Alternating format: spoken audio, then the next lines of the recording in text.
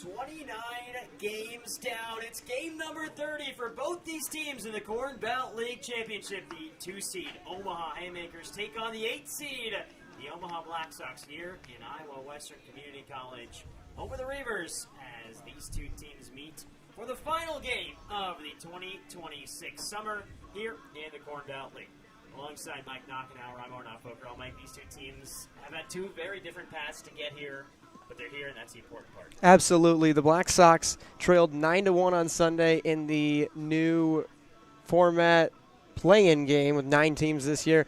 A play-in game between the 8 and 9 seeds. Black Sox trailed 9-1 in that game, eventually came back, won against the Red Raiders. Then they took down the 1-seed Crop Dusters on Monday, and then last night we saw here as they are over at Seymour Smith as they took down the Bombers 4-3, and they really controlled that game through and through. The Bombers were able to pull back even in the fourth, but other than that, it was really just the Black Sox that controlled the entire pace of that game. Yeah, up and down, very solid performance, and that's been the Black Sox, how they've played in this postseason tournament. Nickel and dime, playing small ball, getting runs across in multiple different innings. That's the victory. That's how this 8 seed made it to the final. And on the other side, for the Haymakers, a bit of a different story. Led 7-0 in the quarterfinal yesterday. Also led by a margin of 5-0, but they allowed the Rail Riders right back into it. It was close all the way until the end, until Roy Stevenson came to the mound and shut the door for the Haymakers. We'll get you introduced to the starting pitchers in just a moment as we get set for the opening pitch. Chase Bogues is on the mound, the Midland University product out of Concordia High School in Omaha, Nebraska. Stares down Logan McGreer, the center fielder for the Black Sox. And pitch number 1 is in there for a strike on the outside half. And we're underway in the Corn Belt League Championship. Big moment for Bogues. Played second base and shortstop yesterday, and then gets the call to the mound today. And he's 2 for 2 on strikes, 0-2 count early on for Chase Bogues.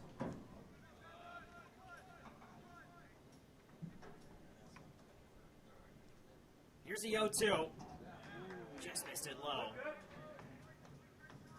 Will live with the fastball. And he also has curveball, cutter, and a changeup in his arsenal. As there is the off-speed, chopped it short. Play is going to be close. It's a sliding take, but it is safe. An infield hit from McGreer to get things started for the Black Sox. And that's exactly what the Black Sox did yesterday to start things off. It was a bit of a miscue from the defense, and they were able to eventually capitalize and bring across a run in the top half of the first. So similar start to this one, as a bit of a mistake in the defensive half allows the Black Sox to get the leading man aboard. Pitch up and away from Bogues. This is Logan Michael, Peru State Bobcat, who finished the 2026 spring .158 batting average, but stepped things up this summer in the Corn Belt League. 1-0 pitch, another one well outside for Bogues.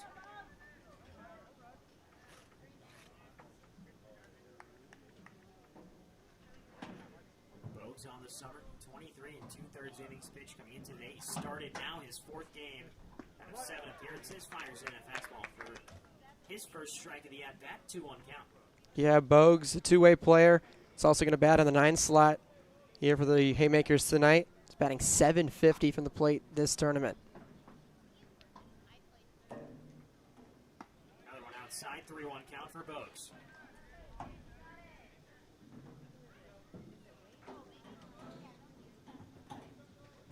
Runner on first is McGreer. After he reached on an infield single to the shortstop, Stevenson. Foul ball back, the count's full. Yeah, if you're Bogues, are trying to set a tone here early, try and fill up the zone as much as you can. Got the leadoff man, kind of a jam shot, but his defense wasn't able to back him up. Takeoff throw to first. Just a second behind the plate. Right, McGreer gets back inside. that's exactly what he's going to continue to try and do here early on, is just try and throw strikes and force this Black Sox team to try and put the ball in play. Now the runner goes, struck him out. Here's the throw. And it safe at second, but Chase Bogues records his first strikeout of the day against Logan Michael. Yeah, Bogues, it's exactly how you want to bounce back. Obviously, the runner moving up into scoring position, but battled back in that count. He was down 3-1, able to get the batter to foul something off, and then blows strike three right by him for the first out here in the game.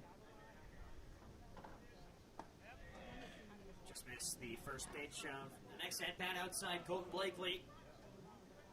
Out of Lucas, Texas, plays at Redlands Community College, and he's been on a tear as of late. We spoke to him after the game yesterday.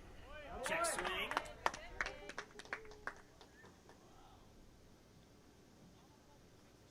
Up in the zone.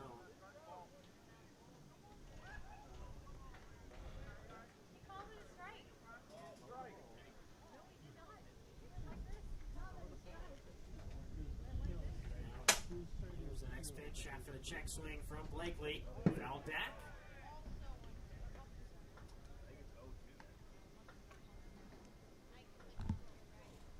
Yeah, for the Black Sox, just trying to put something in play here. Obviously a 1-2 count, but with a guy like Blakely, just such a dangerous hitter, has the opportunity to do almost anything whenever he gets the bat on the ball. This one lifted high into foul territory.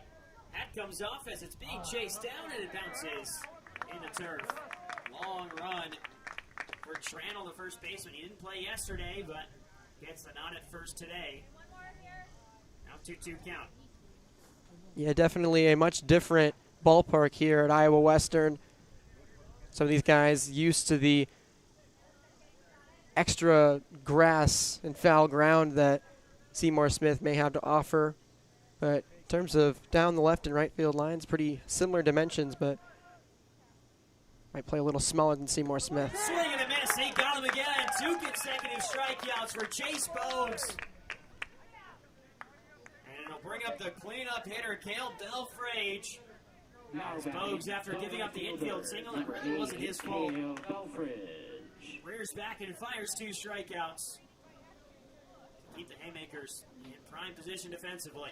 Yeah, Bogues looking really good right now, trying to just get comfortable here early on and set the tone. Fires in first pitch outer half of the strike zone for 0-1.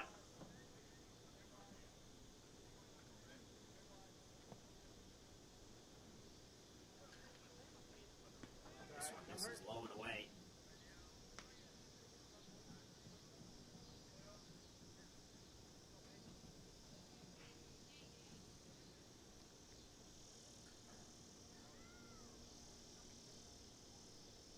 Swing and a miss for 1-2.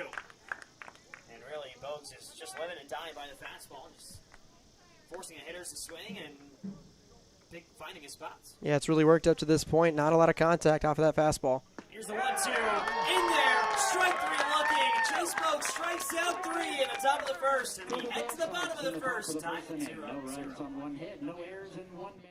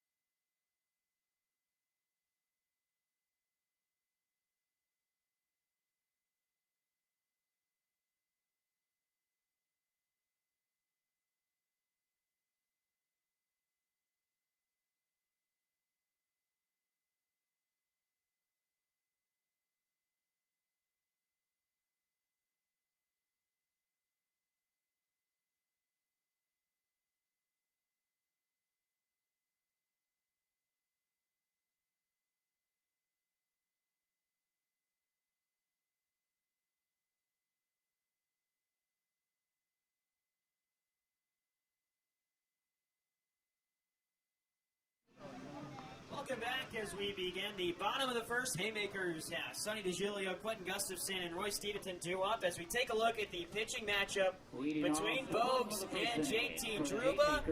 Two very different stories, and I don't bring more strikeouts for Bogue after that. Very solid top of the first. Yeah, I mean, on paper, certainly the Haymakers are going to have the advantage here in terms of the pitching matchup, but in games like this, it really doesn't matter what happened in the past. Guys can really find a different level in postseason situations such as this. So Druba going to come out and try and give it his all and see what he can deliver his team here in the championship game. First pitch fouled off by Sonny DeGilio. Second pitch misses outside. DeGilio, native of Omaha, out of Roncalli Catholic High School, plays collegiate baseball at Briar Cliff. Here's the 1-1 from Druba. Showing bunt from DeGilio, and he stops on the base paths as it goes foul. It's definitely one he wanted back.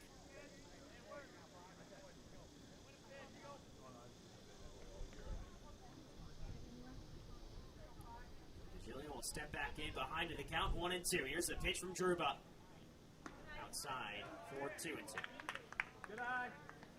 Giglio just such a strong leadoff man for this Haymakers offense. This lineup is just so strong top to bottom, especially with a guy like DeGilio leading things off. Outside again, full count for DeGilio. A good at bat to start things off for the Haymakers. Get Gustafson, Stevenson, Duont, and then of course cleanup hitter Marcus Hankins awaits. They get to him. There's a swing and a miss by DeGilio. JT Druba answers right back after Bogue got 3 strikeouts in the top of the first. Druba starts off the bottom of the first, a strikeout of his own, and it brings up Quentin Gustafson. Yeah, good pitch sequence there from Druba. He's able to get DeGilio to wave at that breaking ball to end things off. Just a good way to start things off for him. Sharply head foul ball by Gustafson. Haymakers batters not afraid to swing early on in the at-bat.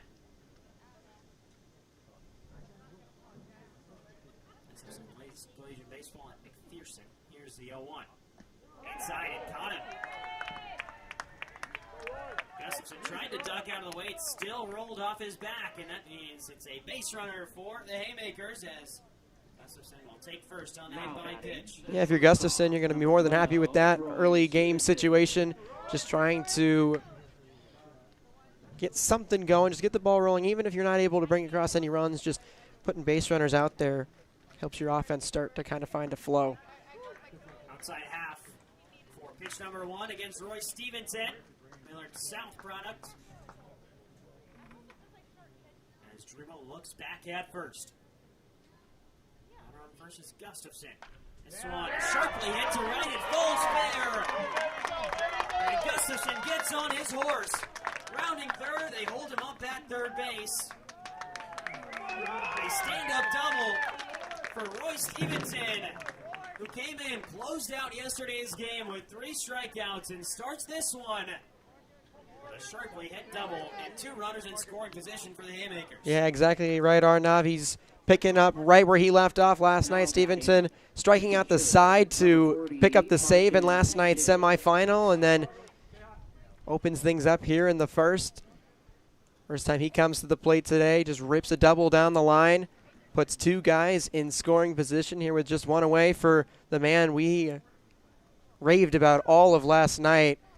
Player of the game in that semifinal win over the Rail Riders, and he has a perfect opportunity here to get the Haymakers on the board early. Marcus Hankins, the batter, swings on pitch 1. It's a foul ball. Count drops to 0-1. Yesterday, 3 for 3. 1 single, 2 doubles for Hankins, Miller North product, who plays collegiately at Augustana, and he's got 2 runners in scoring position and a chance to blow this game wide open at the bottom of the first. Here's the 0-1 from Druba. Sharply hit to third. It's a throw all the way home. Everyone's safe. Hankins advances to second, and 2 runs will score. Hankins pushing for 3.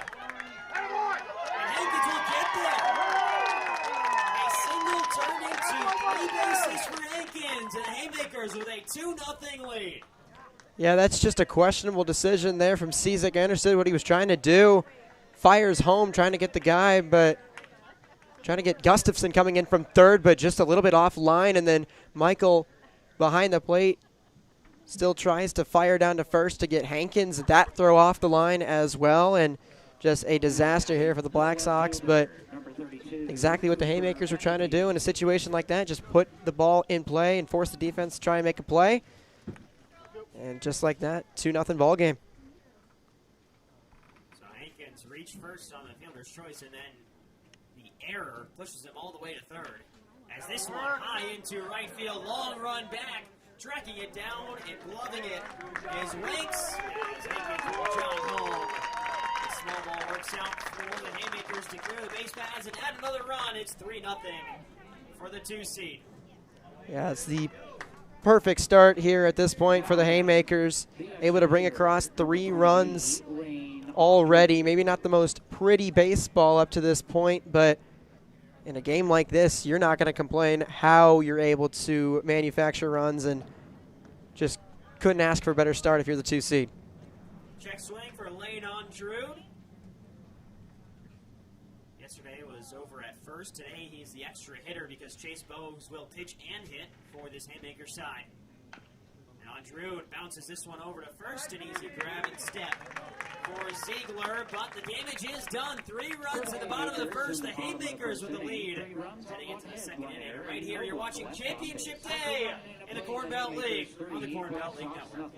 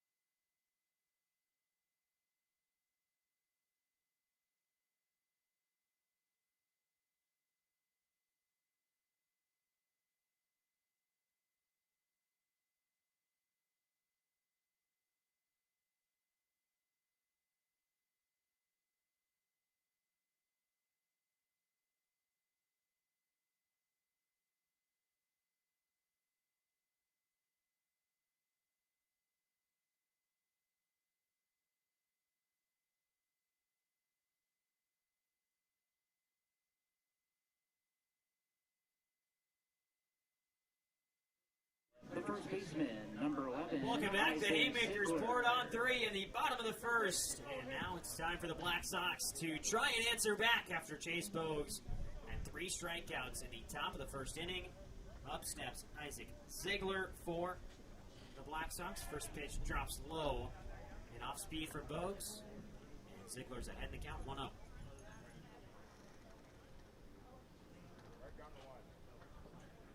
Plays at Concordia, Wisconsin. Ziegler as he watches strike 1 for 1-1.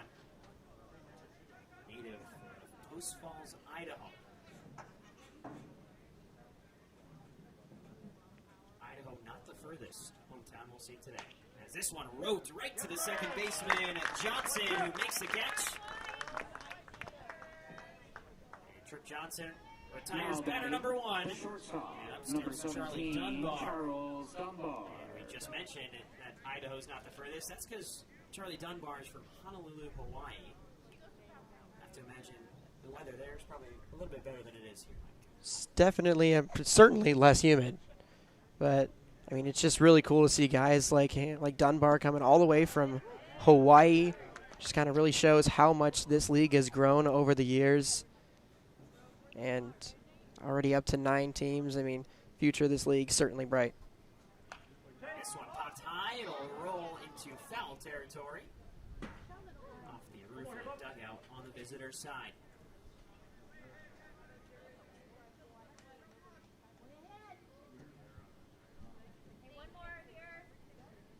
Dunbar plays collegiately at Brand East University in the Northeast. Watches. Ball high for 1 and 2. 24 pitches for Bogues through 1 1/3.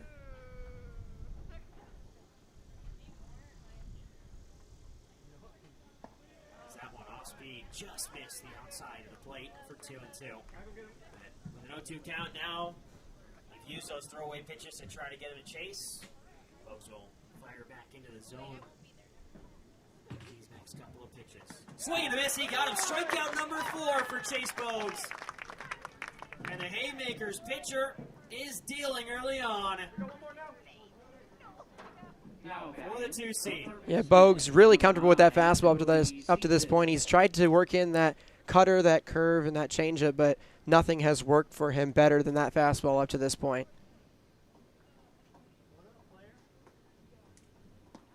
His first pitch strike again. Just going back to what works. The fastball, he can locate it really well. There's now 2 away. In this top of the second. This one well inside.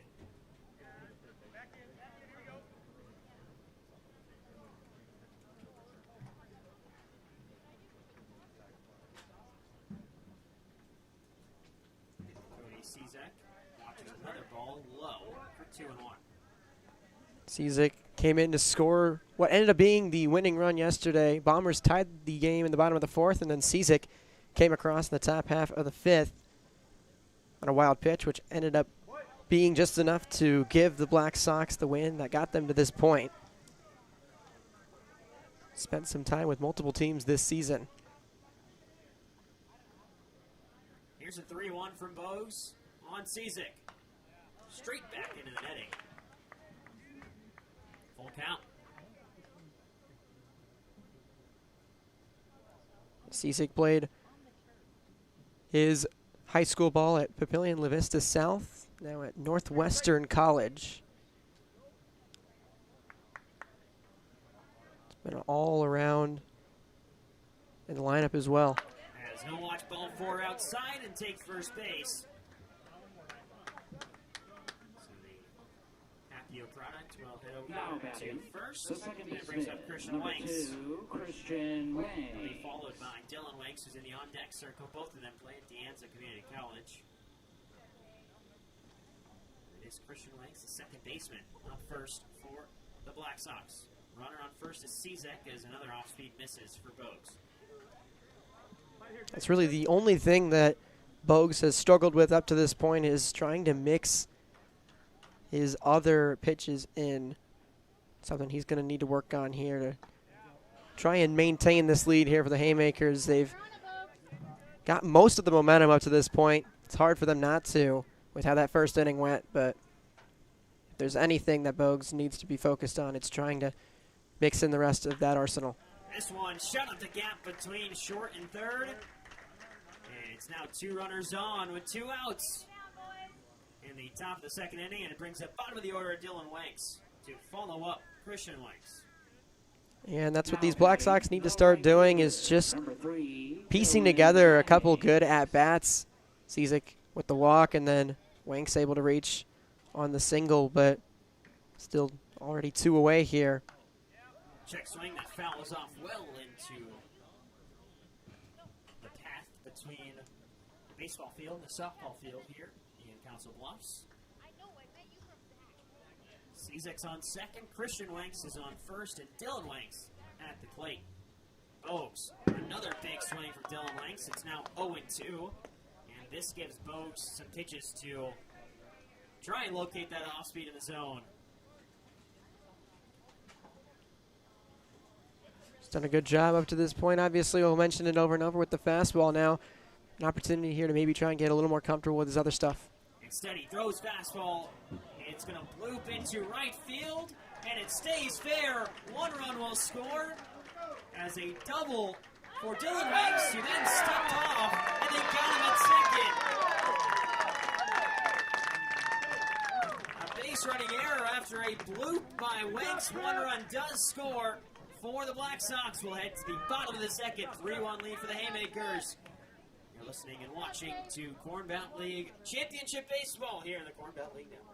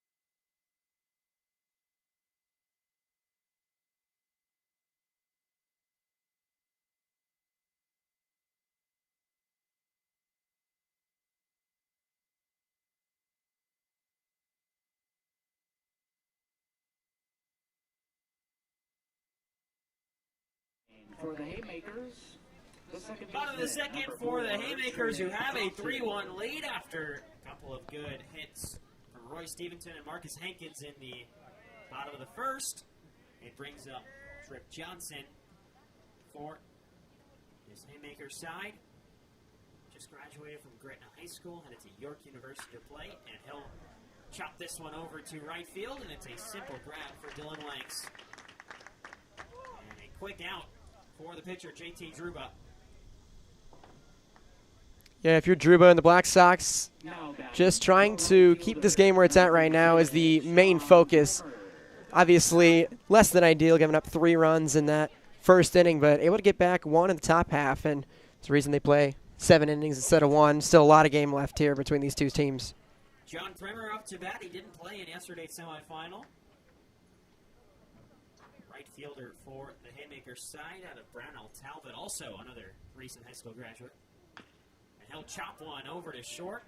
High hop, and the play quickly thrown over, and it's in time. 2 away for JT Druba. Efficient pitching from the man on the mound. Yeah, he looks a lot more composed here in this second inning. Maybe just got a little bit of those nerves out.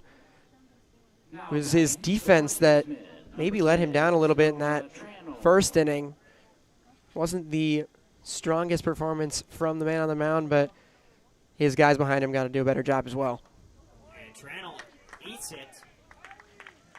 The West Des Moines native will take first base on the hit by pitch, and now a chance to bat with 2 outs for Chase Bogues, the pitcher for the Haymakers. The pitcher, number 7, Chase. It's just always so impressive when you see guys like Bogues who are able to not only be a two-way player but perform at such a high level on both ends of the ball.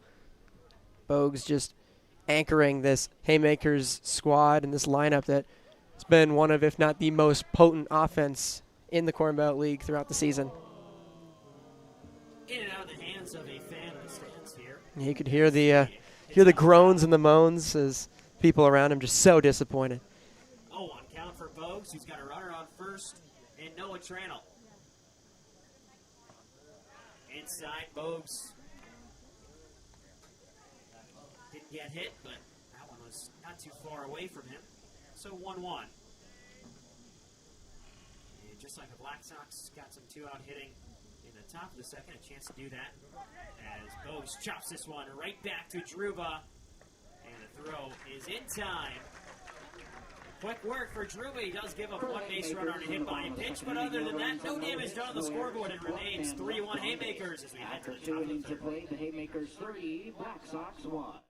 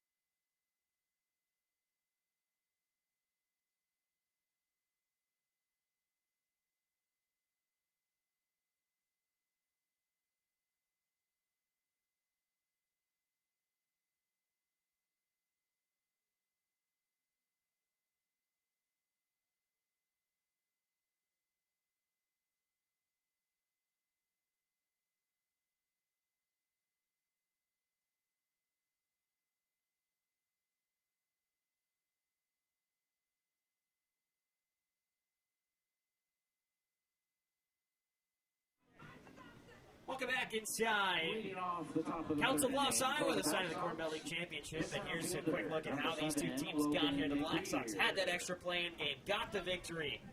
Then another victory against the one-seed Crop Dusters. Beat the Bombers by a run yesterday. The Haymakers start games hot and then just hang on. As this one roped right back up into the gap in left center. And it is a single for the leadoff hitter, Logan McGreer. He's on base for the second time today. He's 2 for 2. Yeah, it's a big opportunity here for the Black Sox. They were able to get one of those runs back in the top half of the second. Now they have the top of their lineup coming up here in the third, and that's a perfect start here in this inning for McGreer. Bogues, pitch count maybe not as low as the Haymakers would like it, already up to 40 here through just 6 outs. Fouled right back. The goal is probably to get Bogues at least through 4, if not midway through the 5th. And that's what the Black Sox did such a good job of yesterday. Damon McCree on the mound for the Bombers, one of their main guys. This Black Sox team was able to run up his pitch count and forced the Bombers to go to the bullpen a lot earlier than they were anticipating. That really helped the Black Sox pull the upset. Logan Michael at the plate. McGreer was checked and got back to first base in time. Michael showing bunt, pulls back.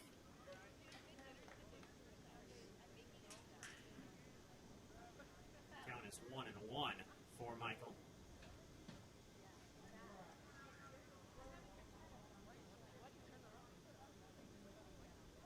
Runner goes again, showing bunt, throw well over everybody and into center field. McGreer will take second base with ease. And now Michael will reset. 2-1 count. Excuse me, 1-2 count. It is. With the runner on second. And Bogues on the mound. Here's a 1-2 from Chase Bogues. Inside. Picked up well by Hankins. Just kind of went with that breaking ball. It looked like kind of back foot towards Michael. Good job of Black Sox catcher laying off of that one. This one poked again into left field. It'll fall as McGreer walks over to third. He won't go any further than that. Bogues has allowed a couple of hits now. He's allowed 5 in the game so far. Still only 1 run allowed, but with no outs and runners on the corners, it'll be a quick meeting for Chase Bogues on the mound. Yeah, the Black Sox have really turned this around pretty quickly. It felt like Haymakers had all the momentum coming out of the first inning, but mentioned it time and time again, just getting that 1 run in that top half of the second, just cutting into the lead, made this just feel a little bit different, and now certainly now in the top of the third, both the 1 and 2 hitters reaching to start off the inning, and then one of, if not the most feared hitters in the Corn Belt League, and Colton Blakely. I mean, it's almost a cheat code having him in at your 3 spot. Batted around 500 in the regular season. Coming into today, batting 545 in the tournament. Just such a key piece, and really just the main component of this Black Sox offense. So Bogues, no outs, runners on the corners. You have to expect Michael will try and head over to second. And he does now. They'll let him go. So now runners in scoring position, 2 of them. 1 on second, 1 on third. And Colton Blakely at the plate. 2-run deficit, even though the Black Sox have hit the Haymakers 5-1.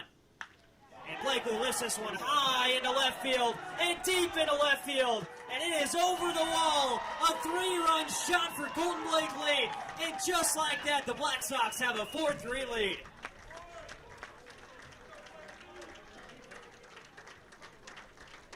This game has flipped on its head with just 1 swing of the bat. We've been hyping him up all tournament long. He keeps on delivering for this Black Sox team. He kept their season alive on Sunday, on Monday, and now gives his squad the lead here in the championship game. And that one, the entire stadium knew it was gone the instant it left his bat. Bogues will reset. Now trailing 4-3, and he gives up another shot. Deep left field. Is this one out? Back-to-back home runs. Dale Belfrage answers the bell yet again. It's 5-3. The Black Sox get hot at the right time. 4 consecutive hits, 2 singles, 2 That is home a home run runs. for number 8, Dale And the 8th Belfrage. seed with a 5-3 lead. Momentum has shifted completely. 2 pitches and 2 monster shots to left. Now And in the blink of an eye, the Black Sox put up a 4 spot. 4 batters, 4 hits, 4 runs, and now a 5-3 lead here for the 8th seed in the championship game. I mean, just what a sequence. Bogues rears back, fires high, ball 1. Up now, Isaac Ziegler. Lined out to second base. His last appearance in the second inning. This one finds the zone. And for Bogues, it's about building that confidence back now. You give up back-to-back home runs, but still under 50 pitches. Still a chance to keep the Haymakers within striking distance. Check swing. Pitches the inside of the zone, and Ziegler doesn't like that call. He asks the umpire what he saw. 1-2 count. Still no outs in the 3rd inning.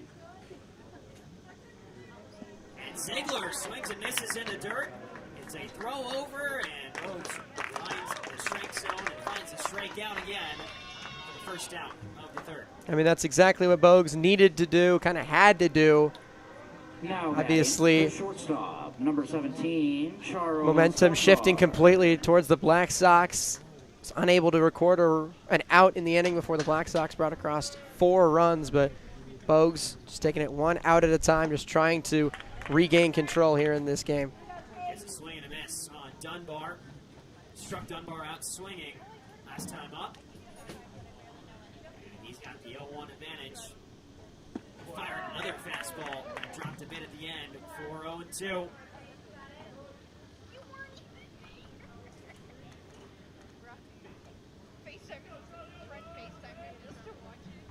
Back-to-back home runs. This one outside. Colton Blakely, Cal Belfrage with 2. Blakely's a 3 RBI home run. Belfrage, after the bases were just cleared by Blakely, only scores himself.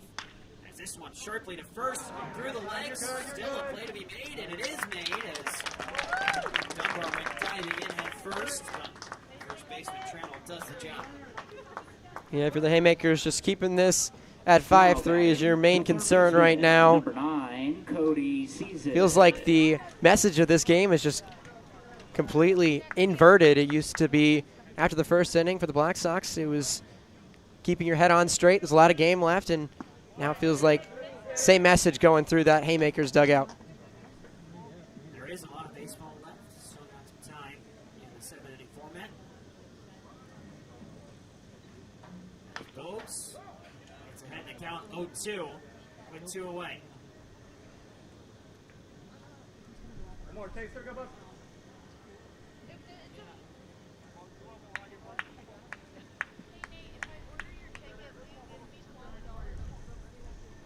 Bogues against Cizek, who scored the first run of the game for the Black Sox. He fires this one well in the dirt.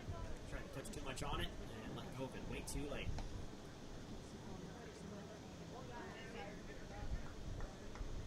Cizek has just done such a good job all tournament getting on base and then scoring some crucial runs for this Black Sox team. 0-2 set foul. Excuse me, 1-2 set foul. So, do it again. Go, Chase. 2 singles, 2 home runs in the top of the 3rd for the Black Sox. As there's a swing and a miss in the dirt. It'll be a throw over to first. Another strikeout for Bogues, but the damage is done. The Black Sox come alive in the top of the 3rd inning. 4 runs on 4 hits, no errors, and no run left on base. And up for the Haymakers in the bottom.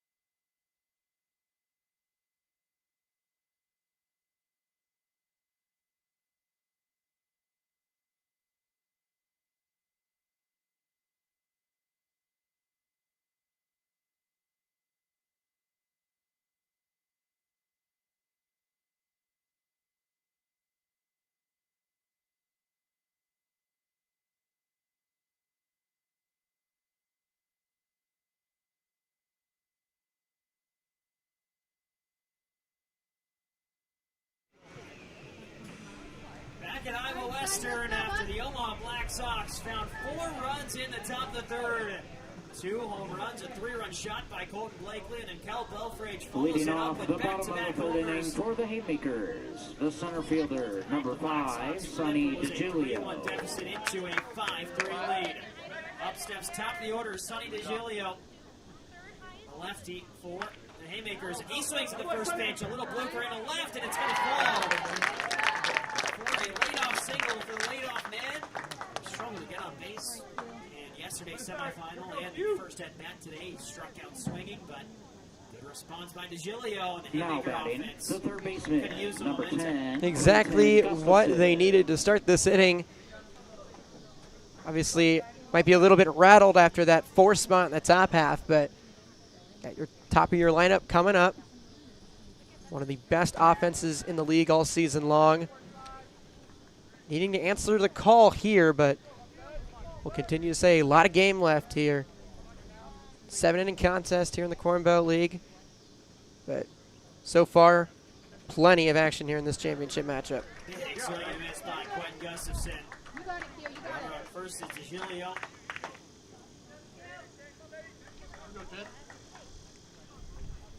DeGilio on the season, 19 stolen bases. He's got a lot of speed as that leadoff man. They go back to first. Ball is dropped as DeGilio gets back in time. Yeah, certainly keeping an eye on DeGilio over there at first. As you said, 19 stolen bases on the season. One of the leaders in this Corn Belt League, tied for second with 19. As that one finds the top corner of the zone, it's an 0-2 count for Gustafson.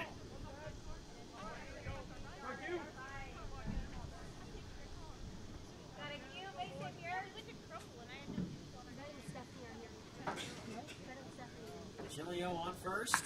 Gustafson lifts this one high into left center, but it will stay in play. Tracking back, making the catch is the left fielder, Belfrage. There you go, Roy. Good bounce back there from Druba.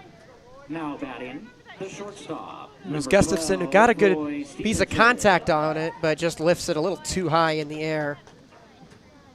But Druba just trying to go batter by batter, try and sit these guys down, try and keep this Haymakers offense from doing any more. It's kind of a fluky 3 runs in the bottom half of the first, only 2 hits so far for the 2 seed. Here's a 1-0. That one finds the outside line for a 1-1. Roy Stevenson. Nice collision at Sioux Falls. JT Druba lines up the 1-1 runner. Thought about going and then heads back as he saw fastball.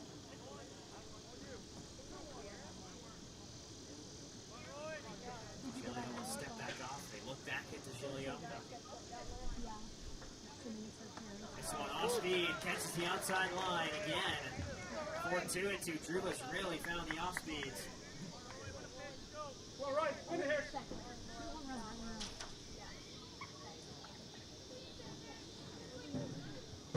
As this one high into left field again, it looks like it's staying in play and making the catch is the left fielder, Wanks. For the Black Sox, it's 2 away. DeGilio's been left at first with Now no batting, offensive the catcher, number 40, Yeah, both Marcus Hankins. Gustafson and Stevenson able to get a good bat on it, but just under it a little bit too much. Not enough carry on either of those to leave the ballpark. So Wanks is, or Belfridge rather, out there in left now. Able to get under it, and 2 away here. It's the guy you want up, though, if you're the Haymakers. Wanting to get something going offensively. all the way back to DeGilio, who stays on first.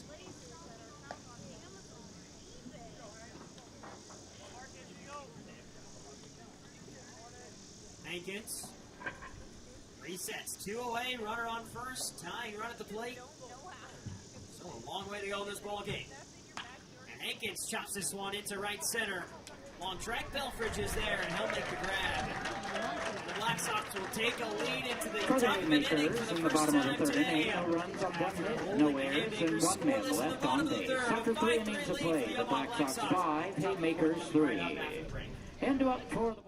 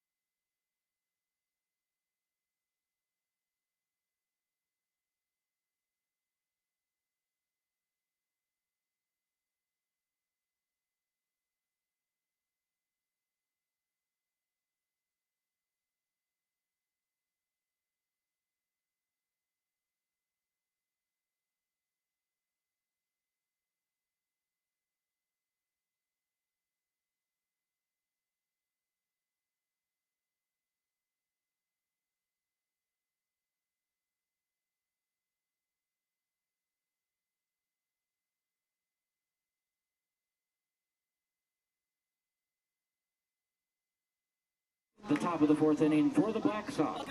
The second baseman, number 2, Christian Wang. Wang. Lead over the Omaha Haymakers. And up to that, it is Christian Wanks. He had a single to left his last time up. The pitcher in for the Haymakers is Justin Sells. He's pitched 40 innings this season for the Haymakers. He is the leading pitcher in terms of innings pitched. He also has a 2.1 ERA. After Bogues got rocked in the top of the third, Sales sees this one driven to left and missing it as Beneke overran it. And it's 2 bases, maybe more. As going to third, right in time is Christian Wanks. That's a maneuver around the tag, and Christian Wanks gets all the way to third base on the error. That's just a miscue there from Beneke out there in left. He thought he had a beat on it, but just overran it. He didn't realize that until it was too late. Gets by him. Now batting, the left fielder. I think they're going to score that a triple for Wanks, says Beneke never touched it. So what a way to start off this inning as the Black Sox looking to try and extend this lead. Sales now against Dylan Wanks. Dylan Wanks has his twin brother Christian Wanks at third, 90 feet away from making it a 3-run lead.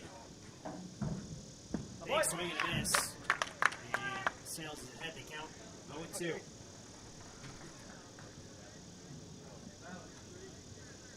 Dylan Wanks is 1-for-1. He had a single and then overran second base, and it was tagged out as he fouls off the pitch for 0-2.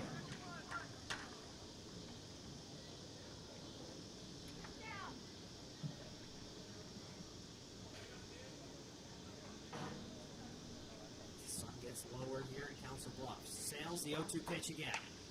This one chopped into center field. Long track for the center fielder who makes the grab. Shallow enough to keep pushing things at third. That's a huge grab for the Haymakers. Yeah, DeGilio out there in center, showing off why he's their leadoff guy and center fielder. The center fielder, number Showing 7, off his Logan speed. McGreer. He had to make a long run in to try and make that play. And as you said, brought him in shallow enough that Wanks will stay put at third. So Sales does his job and gets the first out of the inning. One away for the leadoff man McGreer, who lifts this one into center field. Tracking back is DeGilio. He'll make the catch. Up tags Christian Wanks. A long throw in by DeGilio. It's just going to get back to the mound. So the sacrifice fly, second attempt of it, finally works out, and it is a 3-run lead for the Black Sox. Yeah, McGreer having a heck of a day so far. 2 for 2 up to that point, and now adds on an RBI with the sac fly. Number 4, More importantly, extends this Black Sox lead. Make it 6-3 now here in the top of the fourth.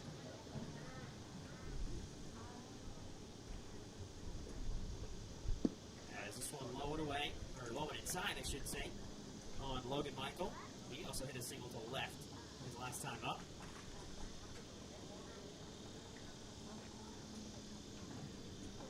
Here's the 1-0. Big cut there from Michael. And it's 1-1. 2 away. No runners on for the Black Sox. Colton Blakely on deck. Fresh off the 3-run home run. As there is another swing and a miss by Michael. Really reached for that one.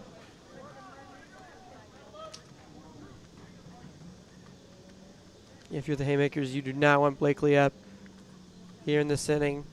Can't let this get any worse than it already is. Cut by Michael over to second. Trick Johnson, quick throw over. It's in time. For the Black Sox in the top of the Black fourth Sox inning, out 1 on run on one 1 more, hit, and no again errors, scoring and 1 across left multiple on innings. base. 6-3 And lead up for for the the Black Haymakers Sox. in the 3.5 bottom of the innings to fourth inning, go. Beneke, Andrew, and Johnson. You're watching and listening to the Corn Belt League Championship.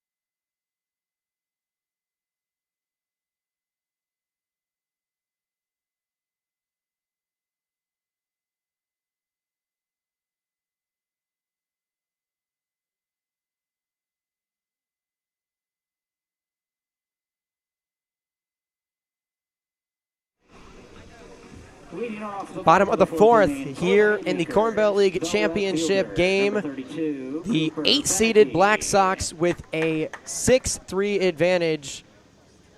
It was the Haymakers that went up 3-0 after the opening frame, but a run in the second, a 4 spot in the third, and one more in the fourth has made this a 6-3 ball game for the Black Sox. This is Cooper Beneke who grounds this one over to Cizik at third.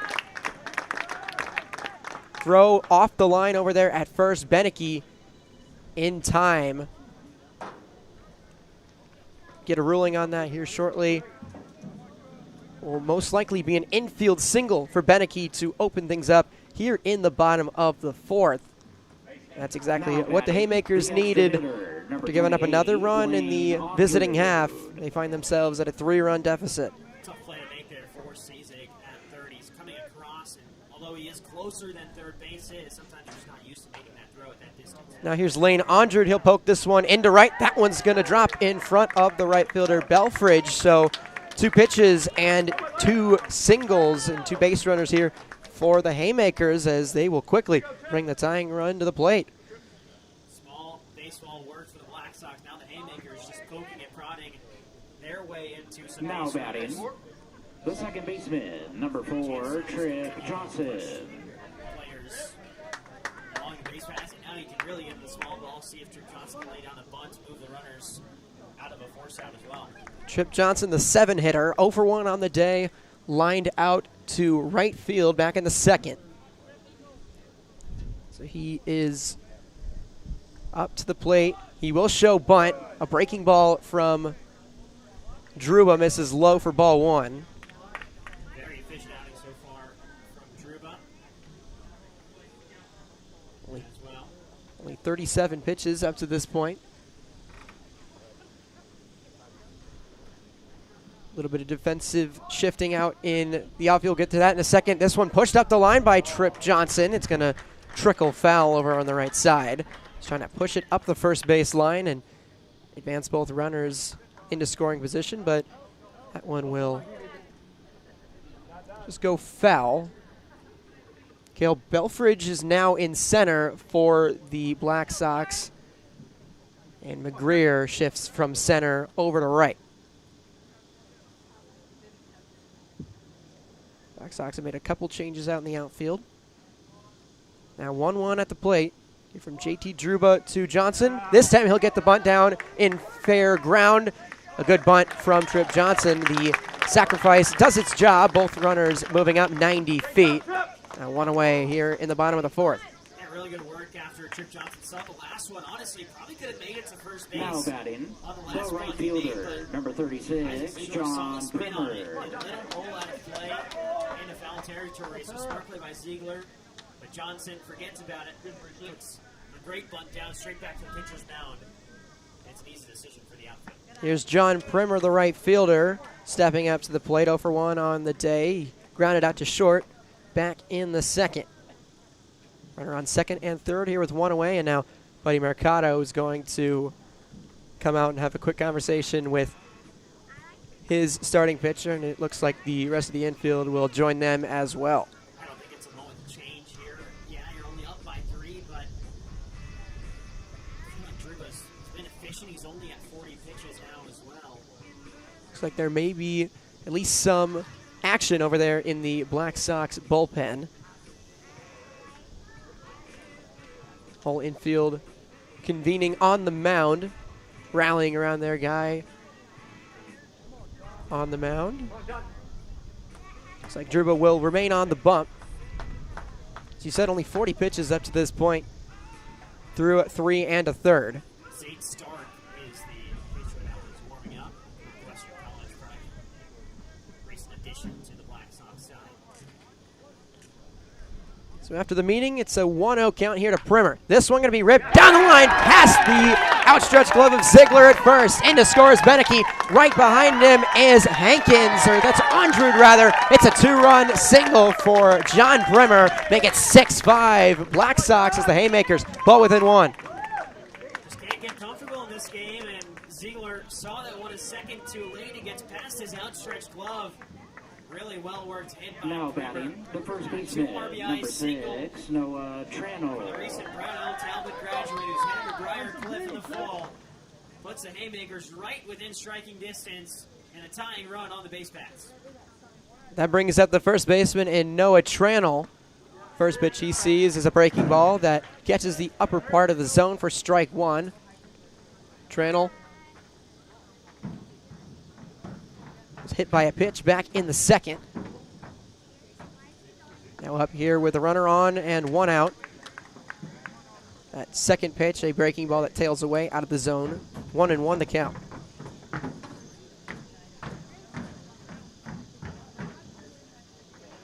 Druba checking the runner, not coming set.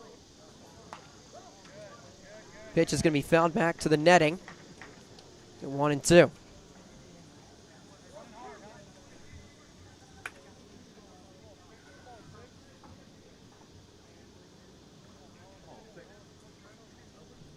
Here's the 1-2 to Tranel, a breaking ball. This one going to get over the bag at third. Cizik not able to come up with it. A tough play over there at the hot corner. Tranel will reach. Primer moves up to second, so add on another base runner here with still just one away. Really good work there by the bottom of the order. Primer and Tranel both with a couple of hits right up the foul lines that stay fair, and it brings up Chase Bogues. And now the conversation is, do you bring in the new pitcher to face off against Chase Bogues? It looks like that might be the call here, as it's a one-run game and the tying run in scoring position. That is the case here in the bottom of the fourth. Druba's day will come to an end. Tosses 3 1/3. Gives up 5 on 45 pitches. He's responsible for the runners on first and second. We'll preview the new arm out of the bullpen for the Black Sox when we return right here from Iowa Western.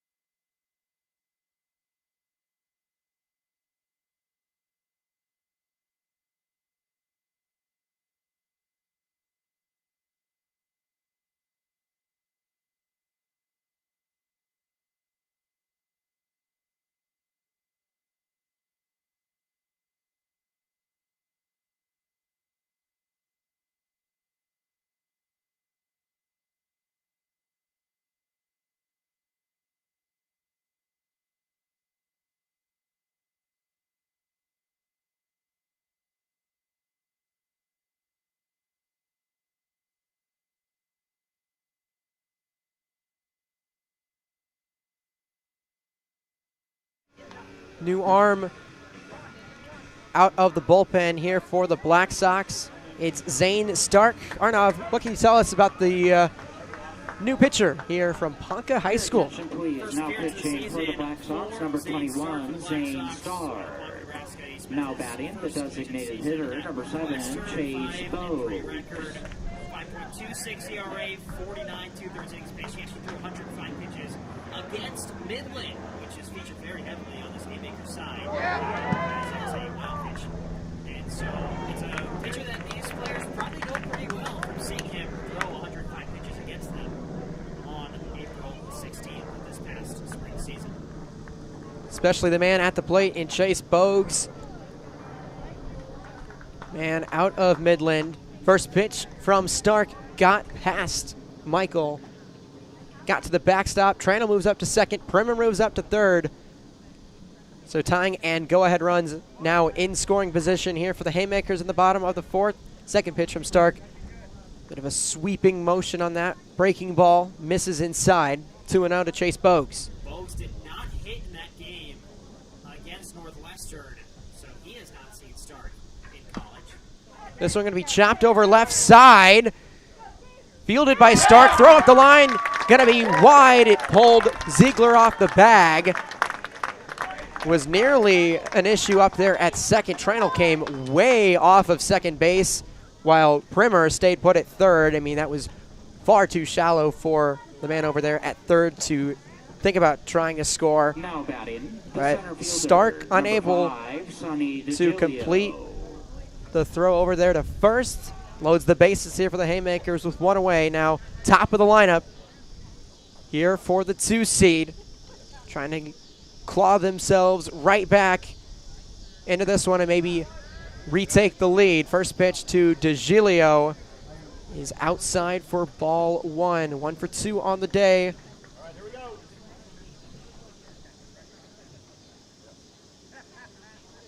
Is the Haymakers leadoff man. Here's the 1-0. This one yanked a little bit by Stark outside, 2-0. Really good base running back on that infield single by Bogues. Bremer over at third, kind of walked forward, and I think maybe a second of doubt there for the fielders to see if he was going to go home. And that allows the throw to be rushed and pulls him off the back. 2-0. That one's going to be fouled off over the left side. Off the netting. Gilio up to the plate. Gustafson on deck here for the Haymakers. First baseman in Ziegler playing a little farther in. Here's the 2-1. This one going to be poked foul off the shed over on the left side here at Iowa Western. It's 2-2. Really good work by Julio to see the ball well, and he located it well, just to step behind it. Get in front of that, put that in play, at least try and get one across to tie this up. 2 balls, 2 strikes. The lefty Stark coming set against the lefty DeGilio. This one going to be lined right back to the mound. Caught by Stark. Fires over to third in time for the double play. What a turn of events as Stark with a flashy play on the mound. Able to turn a double play and get his team out of the jam. The Black Sox give up a pair, but they will take a 6-5 lead into the 5th. Things heating up here in the Corn Belt League Championship game. You're watching right here on the Corn Belt League Network.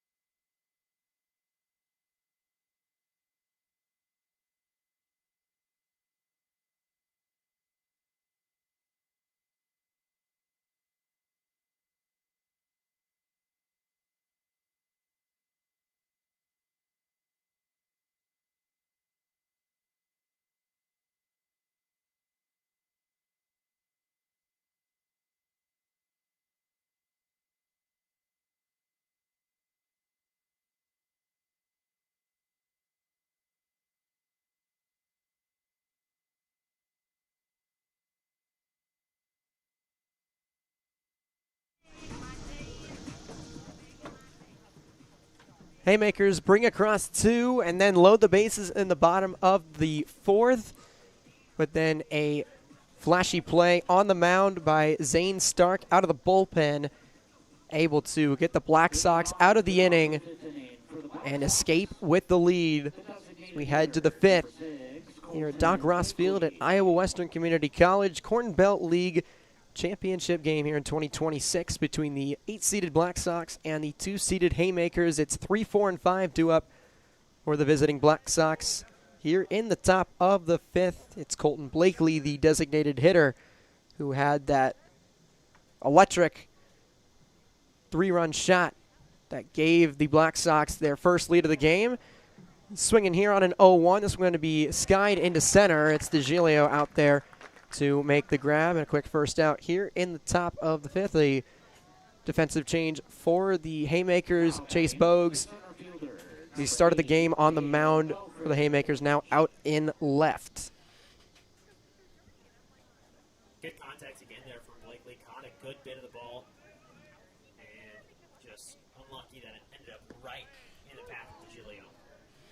First pitch to Cale Belfridge is in there for strike one.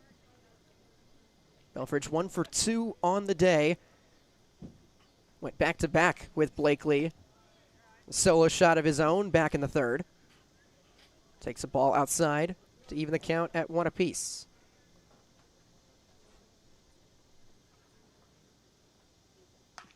This one going to be chopped left side. Going to be a tough play for Stevenson. And he's not going to be able to get it over there in time. He was forced deep into that hole over at short. So a infield single for Cale Belfridge. We'll put him aboard here with 1 away. Now batting, the first baseman, number 11, Isaac Ziegler. Chance now for a player in Ziegler, who's 0 for 2 on the day, with a line out to second and a strikeout to just try and keep this offense moving. Man on first, and only 1 away. Ziegler's going to call time. First baseman for the Black Sox. Slided in the 5 hole. He'll show bunt. This one is going to be chopped foul behind for strike one. Looked like Belfridge took off with the pitch. Maybe a sacrifice squeeze situation, but he will retreat back to first. Ziegler's only got 1 hit on 10 at-bats, but he also has drawn 4 walks and scored 4 runs, so if he gets on base, he's likely to score for this Black Sox teams because they've got some talent around him.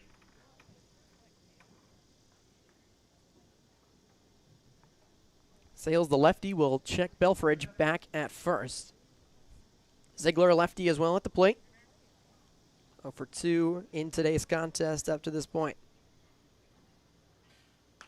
Here's the 0-1. This one going to be chopped foul over past the Black Sox dugout on the right side, and it's 0-2. Again, Ziegler just needs to stay alive here and try and run at these pitches as much as possible for Sales because he's been a high-usage pitcher all summer long for the Haymakers. How many pitches can you get out of it? That one a breaking ball that got away from him. Waste pitch on an 0-2 makes it 1 ball, 2 strikes.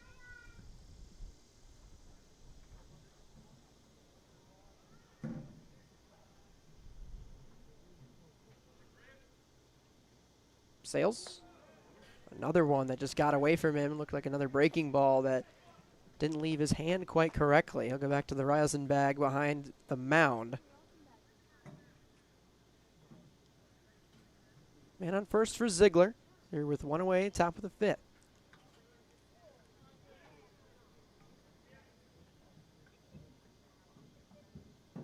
Two runner goes. That one going to be outside at the plate. Throw down to second is in time. Hankins gunning down Belfridge, who was trying to swipe second. Now there's 2 away here in the top of the 5th. Really good pop time there from Hankins. Saw it. And honestly, the pitch being outside probably helped him a little bit because he's able to use his time that he needs to get out and get to the ball to almost halfway get up so he can throw that ball down a bit earlier. Now here's the payoff pitch from Sales. This one, a breaking ball, is going to be chopped foul to keep Ziegler alive. The plate appearance going. Now empty bases here with 2 away. Sales will get a new baseball. Stays in the stretch. He'll get his sign and come set. 3-2. Swing and a miss. A breaking ball outside. Misses the bat of Isaac Ziegler. And Sales able to get out of the inning and post a 0 to keep it a 6-5 game. We'll head to the bottom of the 5th. Haymakers will come back out and swing the bats when we come back.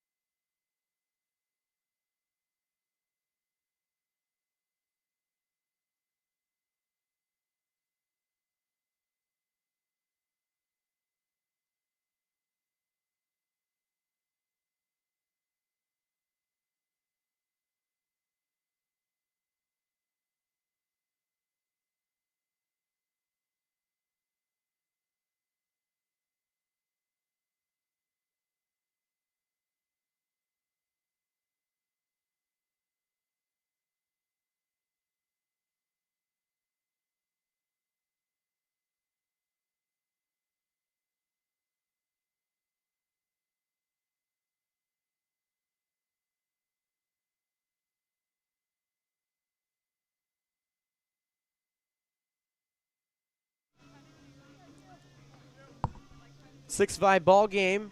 Heading to the bottom half of the 5th. Haymakers were able to put up a 0 on defense for the first time since the first inning. Keep it a 1-run deficit. 2, 3, and 4 due up.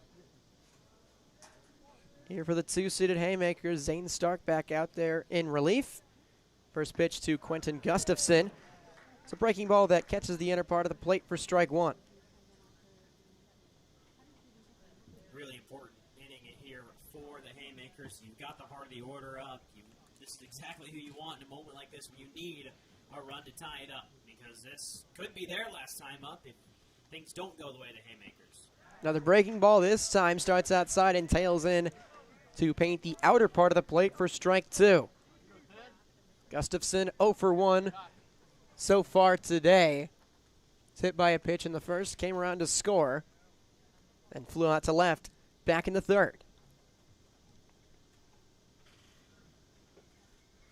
0-2 breaking ball again. This one going to be shot into the gap in right center. That'll get down. Fielded by Belfridge. He's able to get it in quickly, but it's a leadoff single for Gustafson and the Haymakers here in the 5th. Really good piece of hitting there. Being down in the count, seeing a couple of off-speed pitches in a row, and just sits on that one, makes good contact, gets the hands around to it early, and into a place in the outfield where there's no one there. Now here's Roy Stevenson.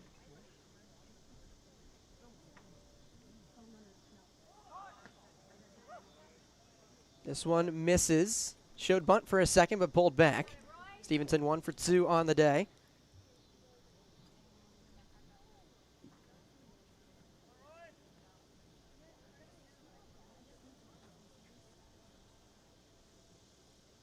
Here's the 1-0. He'll show bunt. He pulls back. This time it's in the zone to make it 1-1.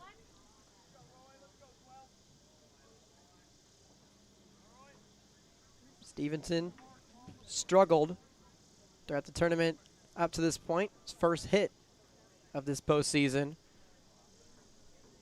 coming in this contest. Here's the 1-1. Again showing the bunt, again bowling back. And once again in the zone, this time for strike 2. Yeah, Stevenson's got a swing here. I just think, isn't the moment to bunt here? Gustafson's on first, yes, with no outs, but I just think you've got a hitter in Stevenson who hit a double earlier today. Let him go, let him loose. Here's the 1-2 from Stark. Breaking ball inside. Stevenson doesn't bite. There's a good pitch there from Stark, especially on a 1-2. Yeah, really good movement as well. That's one where a lot of hitters will swing at because they see it inside and get around to it, especially on a 1-2 count. This time he goes fastball inside at the hands, and once again Stevenson does not oblige, and that fills the count at 3-2. Stevenson, very intelligent hitting, just like we talked about Stark's pitching in this half inning, and he set himself up well. Very, very smart hitting from Stevenson, and a couple of good breaks to see the ones inside away. 2 good takes from Stevenson. Here's the payoff pitch. Breaking ball that gets past the bat for strike 3. A good back-and-forth battle between pitcher and hitter, but Stark prevails in the end and gets the first out here in the bottom of the 5th. Again, ahead in the count for Stark. Falls behind to a full count and just rears back and throws a pitch that he's really lived on, that breaking ball. Now here's Hankins, the catcher. Sees a breaking ball slip out of the hand of Stark for ball 1. Hankins 0 for 2 on the day, was 3 for 3 yesterday with a pair of doubles and a single.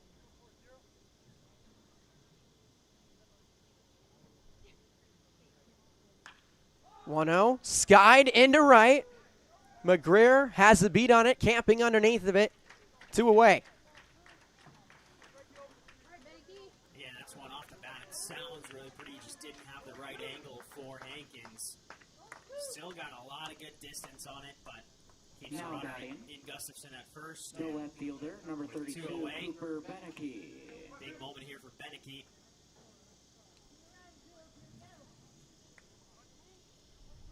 Beneke 1 for 1 on the day. Had a sac fly back in the first and then singled in the fourth. First pitch is in there for a strike. Gustafson took off running. He's going to be safe. The throw from Michael was offline. So that moves him into scoring position here with 2 away. 0-1 count at the plate. Acrobatic save there by Winks to keep that ball in his glove and keep the runner. Gustafson only stealing 1 instead of advancing all the way to third.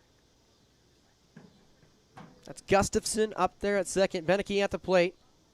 Here's the 0-1 from Stark. Breaking ball. This one going to be lifted to right. McGreer tracking it back. He'll have it, and he'll make the grab.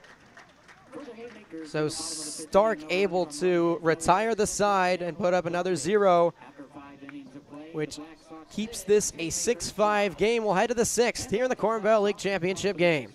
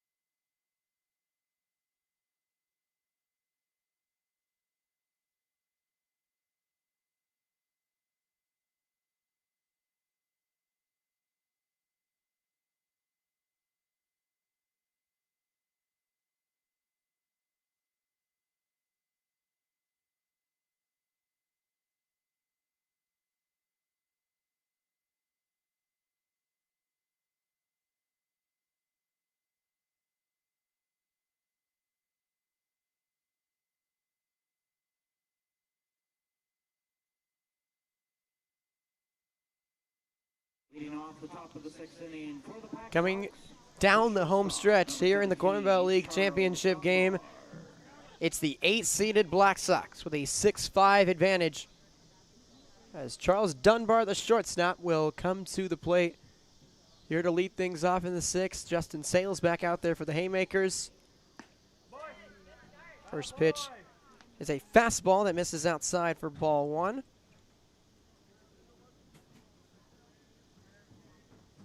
Dunbar 0 for 2 on the day so far. 1-0 breaking ball that doesn't have enough bite on it to come back, and it's 2-0. Good patience by Dunbar, still waiting for that first hit. He's 0 for 2 on the day. 2-0, another fastball. Just misses outside, and Dunbar able to work his way into a 3-0 count. Again, with a lead here, no need to take any risks. Just watch this next pitch in the zone and then see if you can get a swing. Fastball that misses. It's a 4-pitch walk to Dunbar to open things up here in the 6th. Good start here for the Black Sox. 6, 7, and 8 due up for them here. As Hankins, quick conversation with the home plate umpire. Cizik will now step in here for the Black Sox. Third baseman, 0 for 1 on the day. Scored the game's first run back in the 2nd. The Black Sox first run back in the 2nd. First pitch he sees, swing and a miss on a breaking ball.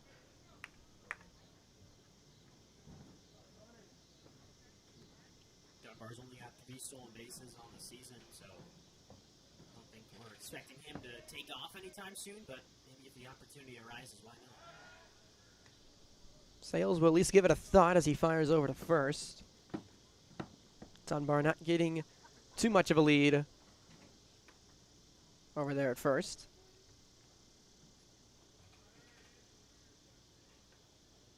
The one from Sales, a breaking ball that paints the inner part of the plate for strike two. Cizek was not happy about that call. He looks back at the umpire, shakes his head a bit.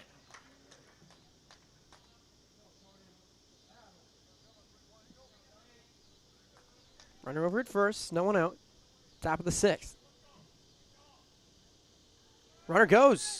This one going to be shot in the air to left, and Bogues over to make a sliding grab. He's going to try and fire to first, but Dunbar able to slide back in safely. A good play out there in left by Chase Bogues. And that's a big play defensively for the first out here in the sixth. Now batting, The guy who started the game on the mound, but has played just about everywhere in his collegiate career, and his time in the Corn Belt League has been here a couple of seasons now.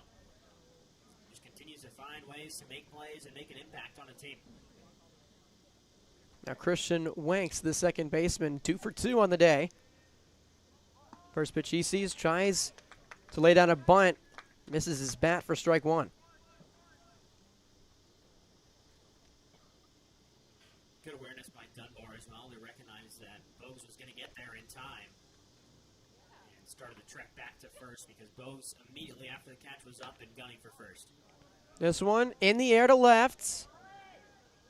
Back to make the grab is Bogues. Dunbar will retreat back to first. So a couple of flyouts to left and 2 away. Now the other twin in this lineup in Dylan Wanks will step to the plate. Bogues, as you said, started the game on the mound, but he's had plenty of action out there and left so far. Sales checks the runner back over at first.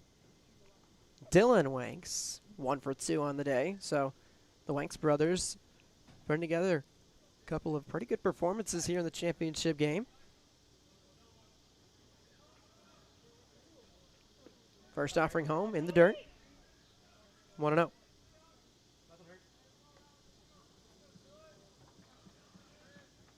Very deep backstop here, so if anything gets past Hankins, it's basically a guaranteed base because of the way it's set up.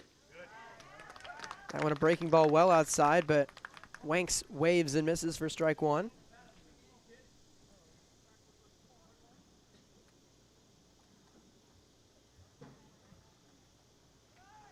One runner goes, ball at the plate, third on to second, not in time. Dunbar swipes a bag to put himself into scoring position. Like we said, he only had 3 stolen bases coming into today. Make that 4. He takes second.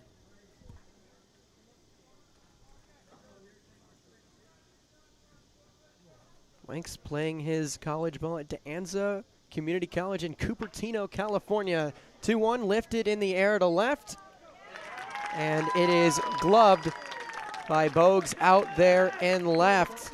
So another 0 put up by the Haymakers as we will head to the home half of the sixth. It's still 6-5, 2 seeds. Still with some work to do here in the Corn Belt League Championship game.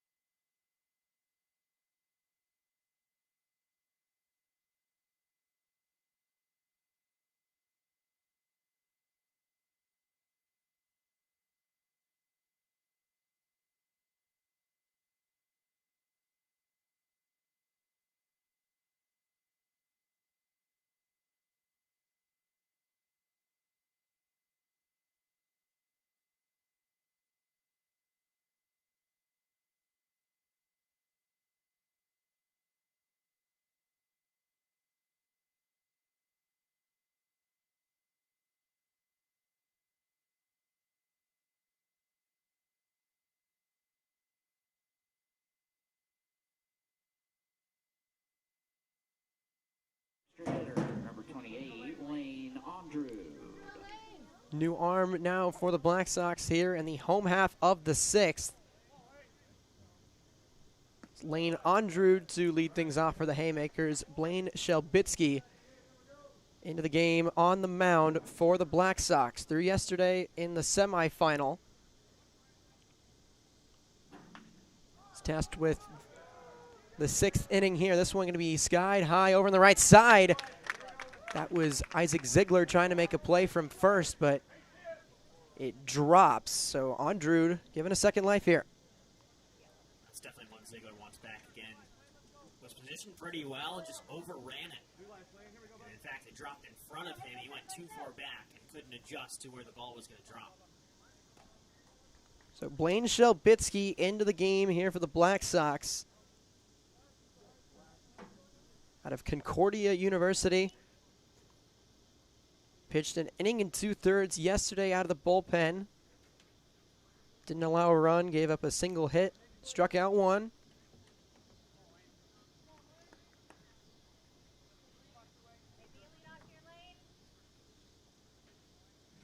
Andrew, Johnson, and Primer will be due up here for the Haymakers. This one a breaking ball that falls into the zone for strike 2.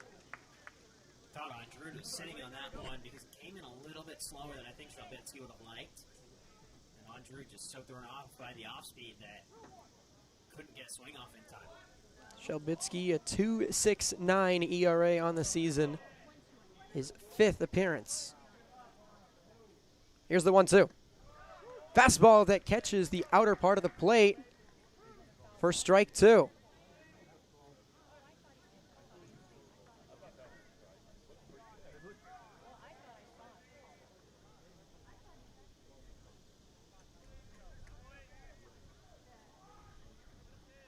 Two balls, 2 strikes, the count.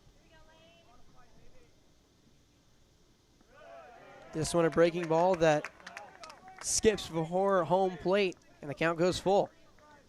Andrew with that second life after the foul ball. Chance to make things right and try and get on base and get this offense going in the bottom of the 6th. 6 outs left for the Haymakers side to get up 1 run, if not more. Payoff pitch, a fastball that misses high. Andrew is fired up as he will reach with a leadoff base on balls here in the home half of the 6th. Now batting, the second baseman, number 4, Trip Johnson. Your attention, please. Running Looks at like we will first have base, a number courtesy 3, runner Dakota Bird. as well. It'll be Dakota Burke running over there at first as Andrew will trot off after drawing the leadoff walk. Now this is Trip Johnson, the second baseman. Bird played yesterday's game, but was not in the lineup today, so good to see him still out there making an impact in any way he can for the Haymakers. 6 stolen bases on the season over there at first. Shelbitsky coming set. Johnson thought about showing bunt for a second, but pulled back. Nonetheless, ball in the zone for strike 1.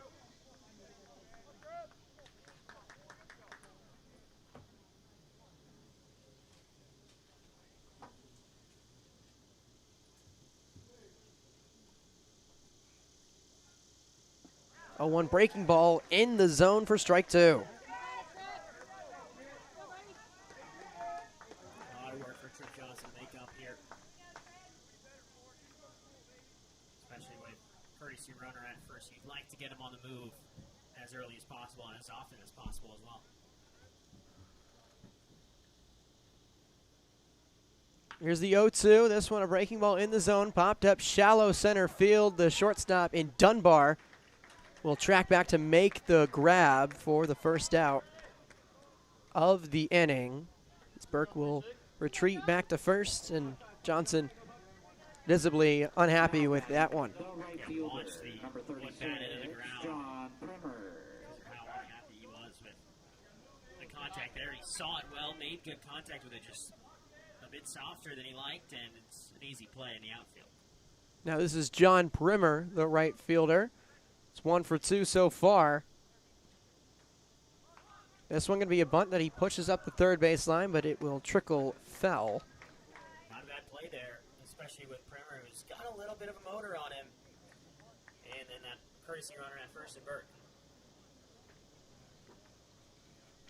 Primer singled back in the 4th.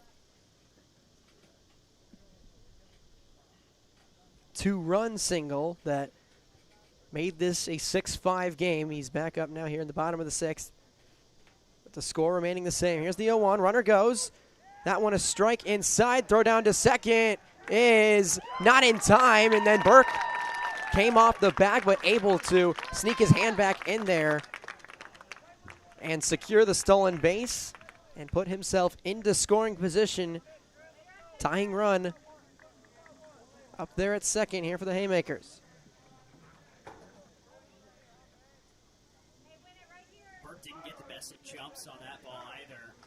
Looked like he came in a step late, but still did a good job of getting to the bag before the throw and then climbing back to the bag before the tag could be applied in time. Now catcher Logan Michael will go have a quick chat with Shelbitsky on the mound. 0-2 at the plate on right fielder John Primer. Dakota Burke up at second, representing the tying run. Shelbitsky coming set. Kicks and deals. Breaking ball misses outside. Primer lays off. It's 1-2. Dangerous one to lay off of there for Primer. They always tell you to protect the plate, but in his mind, that one's always outside, and he watches it in the miss the zone, I should say. Stays alive in the at-bat. That's the most important part for the Haymakers with one away and a runner on second.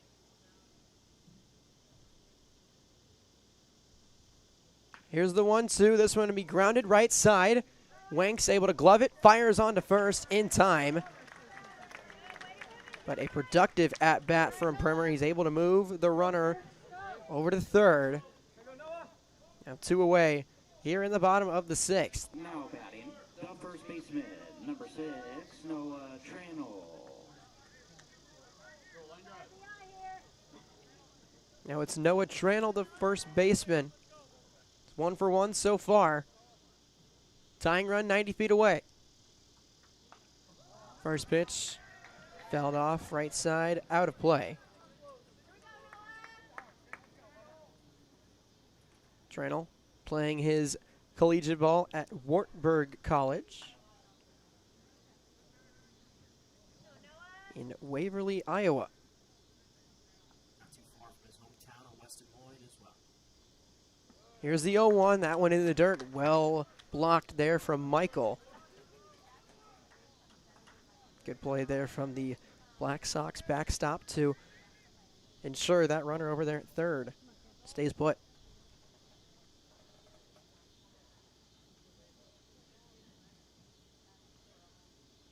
Out of this windup, here's the 1-1. A check swing on a high fastball. Tranel went around, and it's 1-2.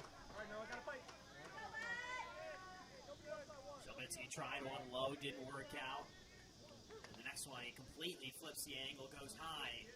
And Tranel couldn't check his swing in time. 1 ball, 2 strikes. Shelbitsky goes fastball that misses outside.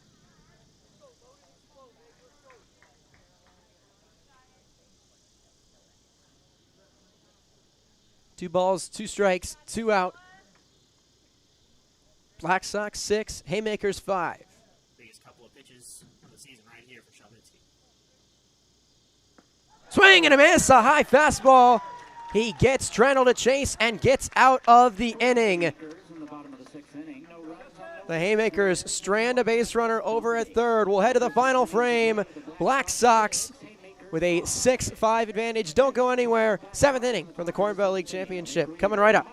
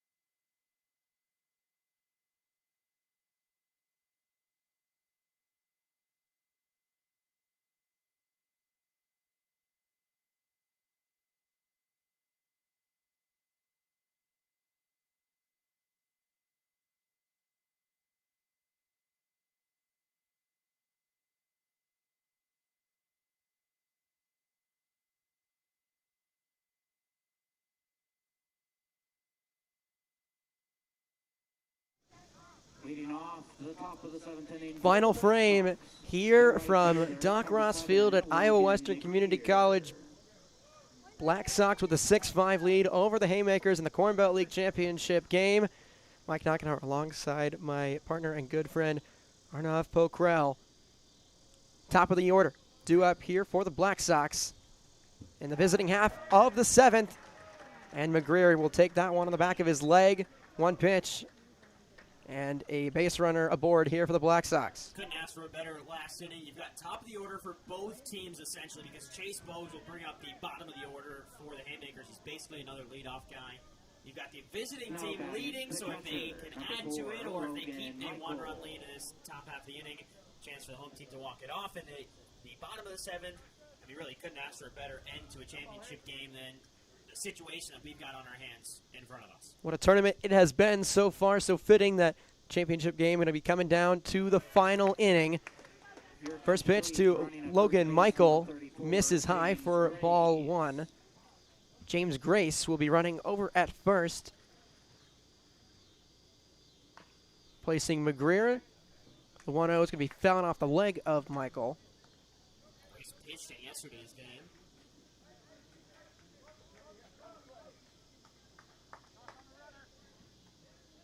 Interesting decision, subbing out the leadoff man for the Black Sox. So he'll get checked back over at first.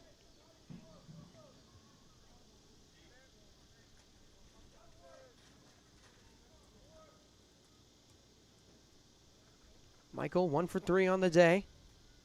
Lefty on lefty here against Justin Sales. 1-1, a sweeping breaking ball that misses outside.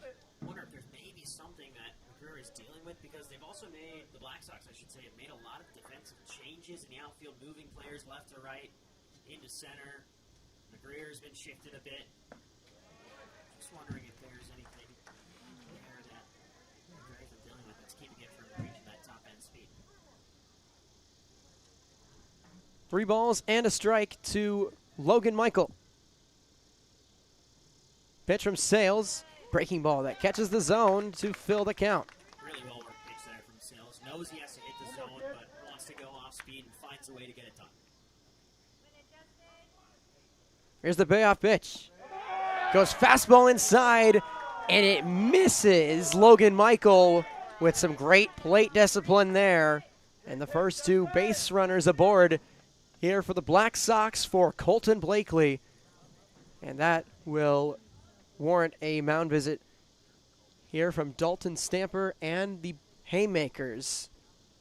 Certainly a difficult situation that has come together. Top of the 7th, runner at first and second with no one out. And arguably the most dangerous hitter in the league out to come to the plate. Still got Stevenson, who didn't pitch much yesterday, 3 strikeouts in his appearance. He's still out there on the field. He's at shortstop for this Haymakers side as an option, but right now opting to go with Sales, who's been their guy. 40 innings pitched coming into today, and came in relief in the bottom of the, or I should say top of the 4th after that 4-run inning that Chase Bowes gave up, and has pitched pretty well since then. Designated hitter, number 6, Colton Blakely. Colton Blakely coming to the plate here for the Black Sox. Runner at first and second with no one out.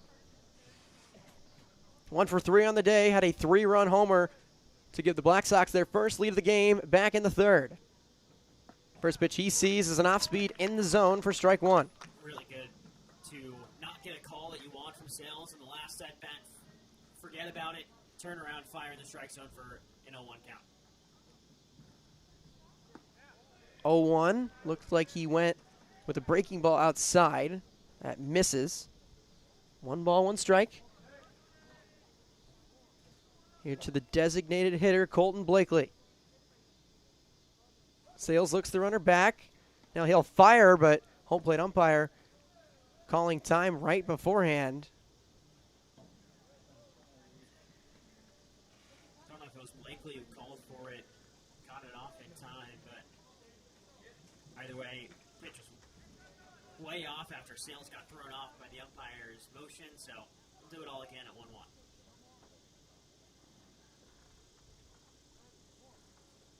Pitch from Sales. That one going to be chopped. Foul over to the right side. It's 1-2. What a big spot here in this one. Colton Blakely at the plate. Runners at first and second. Black Sox looking to try and add some insurance. Haymakers trying to keep this a 6-5 ball game. Here's the 1-2. That one a breaking ball. That's in the zone for strike 3. A backwards K to Colton Blakely. One away. Blakely 1 for 4 on the day, but of course that 3-run home run that gave the Black Sox a lead in the top of the 3rd inning. It was followed up by another home run by this man, Cale Belfrage. Another dangerous hitter here for the Black Sox. Breaking ball in the zone for strike 1. Belfrage 2 for 3 on the day. First and second, 1 out.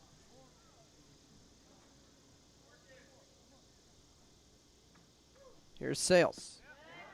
Another breaking ball this time. Creeps a little too far inside. 1-1.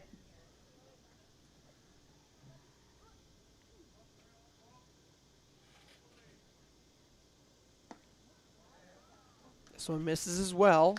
2 balls and a strike.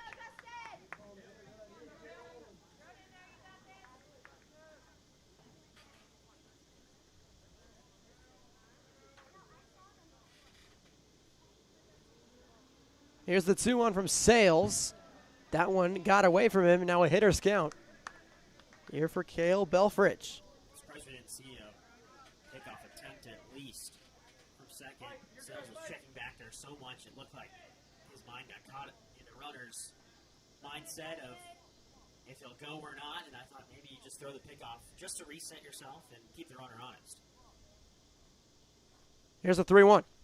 This one going to be popped out of play, foul to load the count. Good job to battle back, find one in the zone from Sales.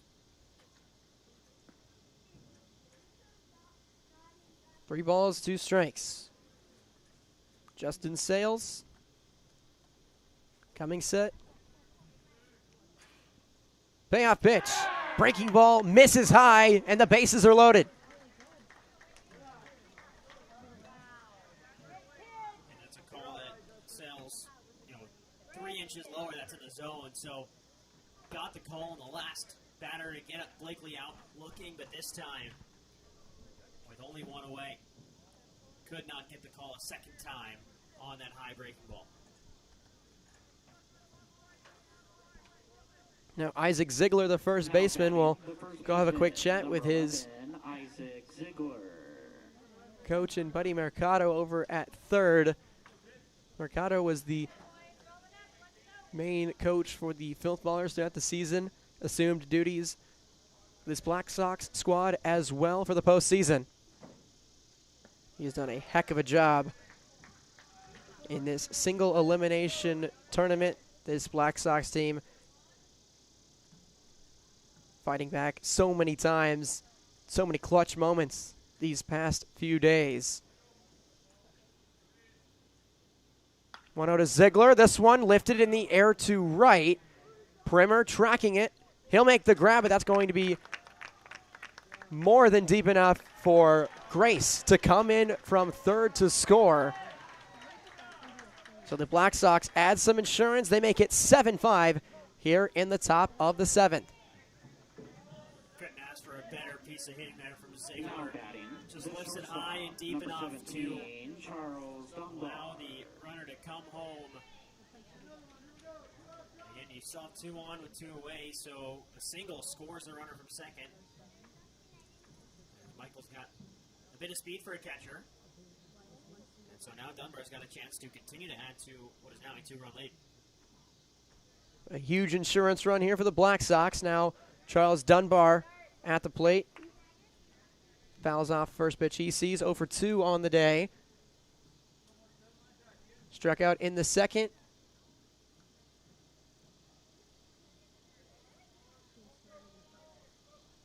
Walked back in the 6th. Swing and a miss. Quickly 0-2.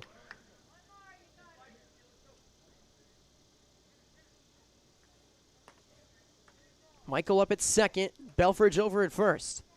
Black Sox have already tacked on one more here in this 7th inning. Here's the 0-2 from Sales.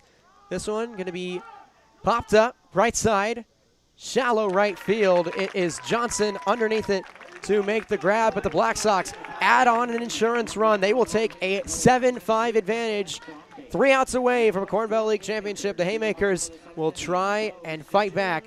Don't go anywhere. Bottom of the 7th coming up.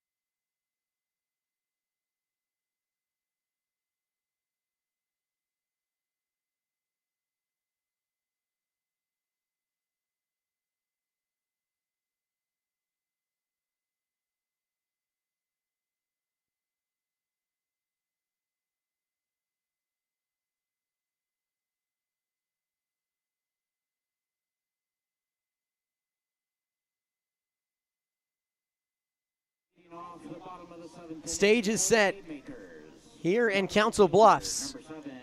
Black Sox 7, Haymakers 5, the 2 seed down to their final 3 outs. Black Sox looking to complete a truly impressive postseason run. It's Blaine Shelbitsky back out there. 10-1-2 due up here for the Haymakers. Exactly the guys they want coming to the plate. It's Chase Bogues leading things off. Started the game on the mound. Eventually moved out to left. He is 1 for 2 on the day. Yeah, basically a leadoff guy at the bottom of the lineup. This is why you do that. This is why you have someone who can get on base at a high percentage at the bottom of the lineup for a moment like this. Fastball caught the zone for Shelbitsky.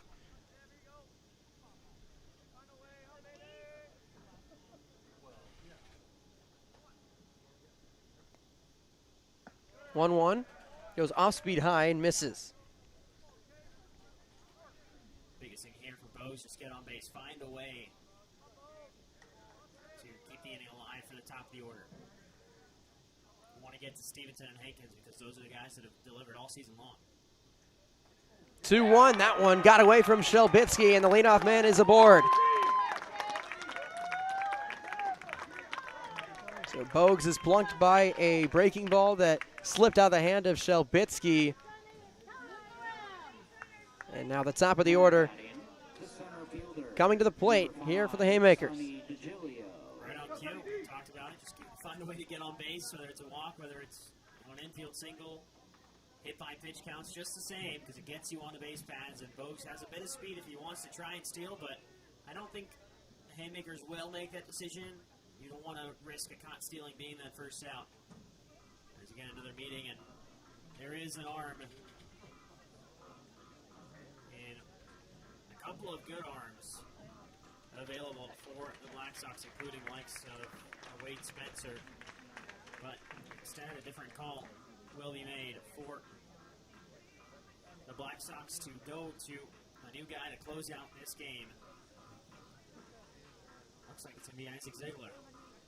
Bottom of the 7th here in the Corn Belt League Championship game. Black Sox will go to the bullpen with a man aboard and no one out. We'll be right back here from Council Bluffs.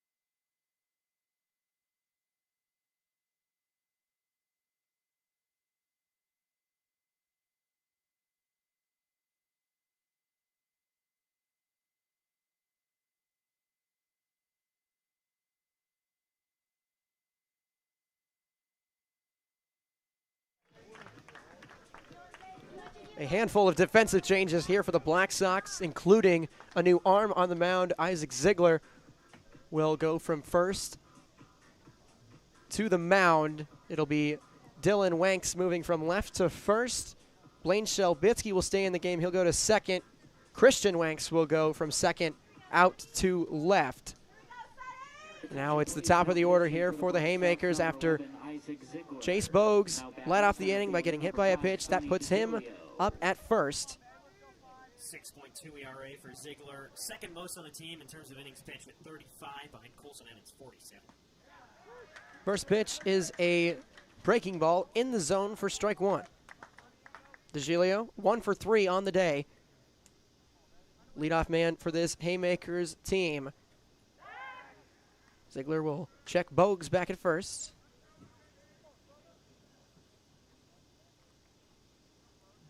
Bogues 9 stolen bases on the season. 0-1 at the plate. One misses high. We'll see how aggressive the Haymakers decide to be. Obviously need to be extra careful in this situation with Bogues at first. That's exactly my thought. You have a leadoff base runner on. Why risk steal here? This one popped up left side very high. Third baseman Cizik under it to make the grab, one away. Not the result that Julio wanted there. Second base, number Just got 27, well under the ball. Blaine Shelbitsky. Sent it Now at first outside. base, number 3, Dylan Grayson Wing. Gustafson, who's had a Now decent day batting, of the late. third baseman, number 10, Quentin Reached on a Gustafson. hit by pitch, scored a run, and then also singled in the 5th inning as well.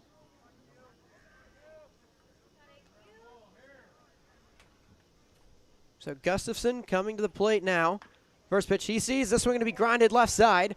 Dunbar gloves it at short. Fires over to first. Not in time. Gustafson's able to leg out an infield single. So here now first and second with one away. Really, really tough play there for Dunbar.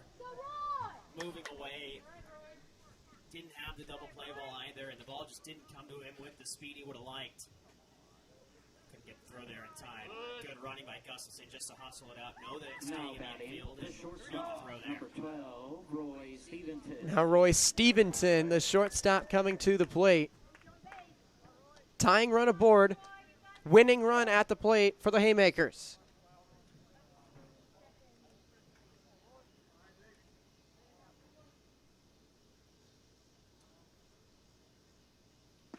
Ziegler's first offering. Fastball in the zone for strike one. Ziegler's love finding the zone. He did it in the first batter he faced as well. Just really, really fires it in there. Forces the batters to make a decision rather than leaving it up to him. Gustafson at first, Bogues at second. Ziegler's pitch is going to be grounded up the left side into left. Coming around trying to score from second is Bogues. It's a 7-6 ball game here in the bottom of the 7th.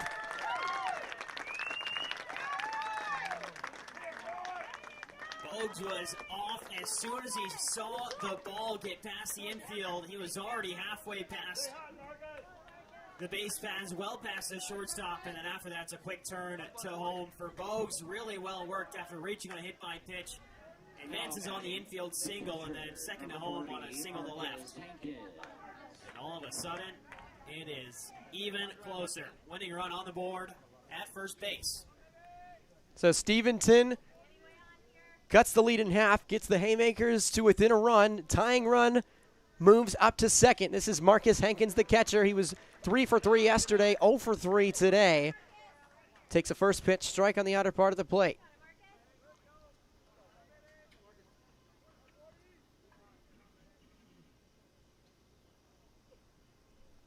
Quentin Gustafson represents the tying run up there at second.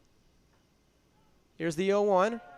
Breaking ball that misses high. Runners have to be really careful here because you're trying to avoid the double play. Oftentimes you'll run as soon as you hear the contact, but that's led to bad things for the Haymakers in this game, specifically a line out straight back to the pitcher who then threw across for a double play. You can't have that happen. Base runners have to be careful. This one skied in the air, right side. near the foul line and not making the grab was Dylan Wanks. He had it in his glove, but as he hit the ground, it popped free.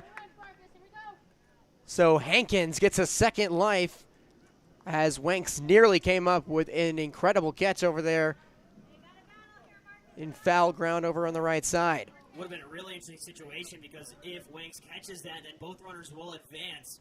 And you have 2 outs, 90 feet away from tying the game. But either way, a second life for Marcus Hankins. Again, we mentioned it, such a good game yesterday and such a really good back half of the season for him. But now have to make something happen for the plate appearance. Second life, 1-2 pitch is going to be fouled while out of play over on the right side. So his at-bat will continue. 1 ball, 2 strikes, 1 out. Runners at first and second. Bottom of the 7th here in the Corn Valley League Championship game. Haymakers trailing by a run. Ziegler kicks and deals. This one going to be shot into right. It's going to hang up long enough. McGreer able to make the grab. Gustafson came too far off the bag on second. He's not going to be able to tag up. And there's 2 away as the Haymakers now down to their final out. I don't know what Gustafson was doing there. You see the fly ball headed to right. It's the opposite direction of the field from third. If he just stays on the bag, waits for the catch, that's a free base for him. That's a hard throw to make from McGreer at right, all the way across the diamond, especially for a runner like Gustafson who has speed. It's now up to Cooper Beneke, the designated hitter. Black Sox 1 out away from a Corn Belt League championship. First pitch, chopped foul over to the left side. Beneke 1 for 2 on the day. Ziegler trying to come in and slam the door here for the Black Sox.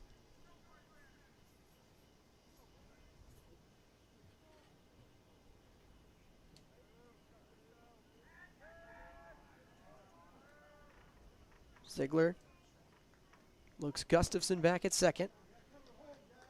And 2 outs, I don't think guy from second to third is going to risk a steal here. Now it's Buddy Mercado coming out to talk to his squad. Infield will convene on the mound. Isaac Ziegler played first all game. Was brought in to pitch here in the bottom half of the 7th. The run will be charged to Shelbitsky, as Bogues was already aboard when Ziegler came in to throw. As the conference on the mound will disperse. No balls and a strike at the plate to Cooper Beneke.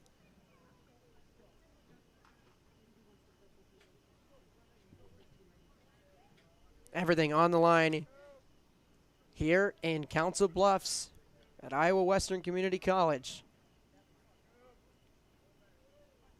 Beneke digging back in.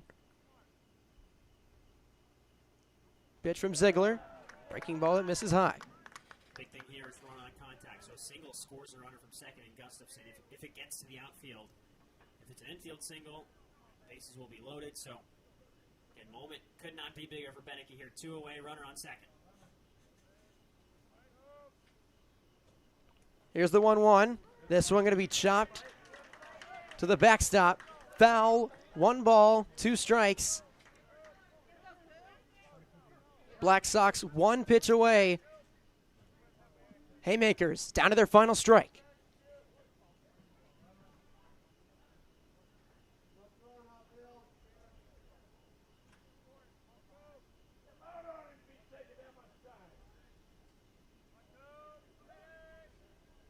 Now Beneke will call timeout.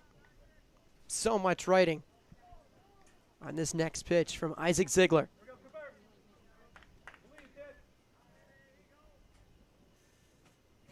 The lefty from Concordia University in Wisconsin. Gets shoot off the mound a couple times. Now he will dig back into the rubber. Here's the 1-2. Runner goes. This one chopped right side. It's gloved by Wanks. Steps on the bag. From 9-1 down in the play-in game on Sunday, the Black Sox battle through 4 days of grueling baseball, and they are the kings of the Corn Belt League in 2026. For the Black Sox 7, Haymakers 6.